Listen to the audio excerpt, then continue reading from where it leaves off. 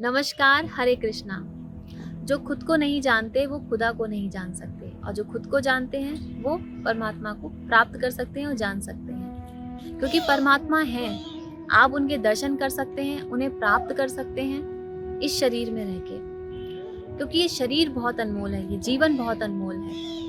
क्योंकि जितने भी महापुरुष महाज्ञानी रहे हैं, उन्होंने इस शरीर में रहकर ही परमात्मा की प्राप्ति की है। क्योंकि इसे देव दुर्लभ भी कहा जाता है, क्योंकि देवता भी इसे पाने के लिए तरसते हैं। क्योंकि पंच तत्व शरीर के माध्यम से ही आप परमात्मा की प्राप्ति कर सकते हैं। तो ये शरीर और ये जीवन तो बहुत अनमोल है, अगर हम इसे समझे जाने तो। बहुत सारा समय हम व्यर्थ में गवा देते हैं। देखिए, लक्ष्य हमारा यही है कि परमात्मा की प्राप्ति। अंत में हम उसी यात्रा पे निकलते हैं। काफी समय हम ऐसी इधर उधर की चीजों में बर्बाद कर देते हैं। अब बहुत लोग बोलते हैं किसी व्यक्ति के मर जाने के बाद कि वो स्वर्गवासी हो गए। अब आपको कैसे पता कि वो स्वर्गवासी हो गए? आपने तो नहीं देखा, या आपके पास कोई संदेश तो आया नहीं। तो आप कैसे कह सकते हैं कि वो स्वर्गवासी है या नरकवासी है? तो दोनों चीजें आपकी शरीर में रहकर ही आपको प्राप्त होती हैं। जो भी आप कर्म करते हैं, तो आपको ये नहीं पता ये शरीर कहाँ जाता है, कहाँ से आया और आपको क्या करना है।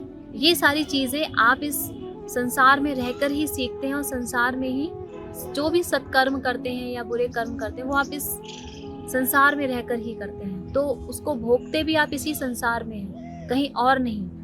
तो कहते हैं ना कि जो चीज़ आपको जब कष्ट आता है तो वो आपके कर्म ही होते हैं जो आप भोगते हैं। तो अब हम जान सकते हैं कि अगर हम इन चीज़ों पे ध्यान दें तो अपने जीवन को हम सही दिशा दे सकते हैं। जिस लक्ष्य, जिस प्राप्ति के लिए हम इस संसार में आए हैं, हर व्यक्ति इस संसार में आके मोक्ष की प्राप्ति करना चाहता है कि इस झंझट में हम ना पड़े और दोबारा हम जन्म ना लें, एक बार में ही सारे कर्म करके हम मुक्त हो जाएं। तो बहुत सारी चीज़ों को हमें सीखना होता है।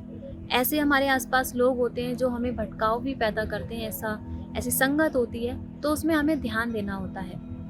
अब जैसे कि जिस काम को करने से हमें डर लगे यानी वो पाप है, और जिस काम को करने से प्रसन्नता हो वो पुण्य है। तो पुण्य और पाप की सीधी सरल रेखा है, इसमें कोई टेढ़ा मेढ़ा नहीं है जो हम सोचे कि हम क्या कर रहे हैं, जो हम जान नहीं सकते। तो यही सारी चीज़ें होती हैं जो हम खुद को जान पाते हैं कि हम क्या कर रहे हैं।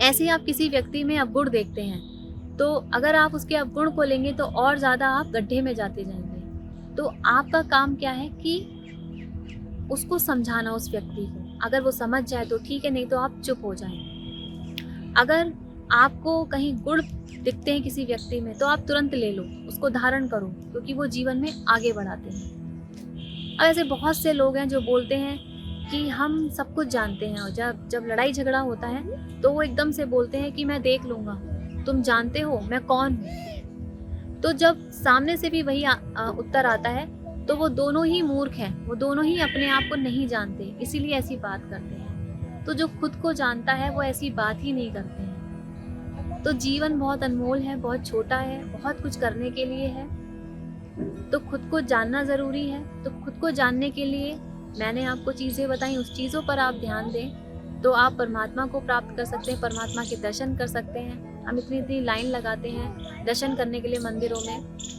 है ना, इतने सब कुछ करते हैं। अगर हम सत्कर्म करें, सही कर्म करें, तो हम परमात्मा की प्राप्ति अपनी आंखें बंद कर कर भी उन्हें देख सकते हैं और प्राप्त कर सकते हैं। नमस्कार, हरे कृष्णा।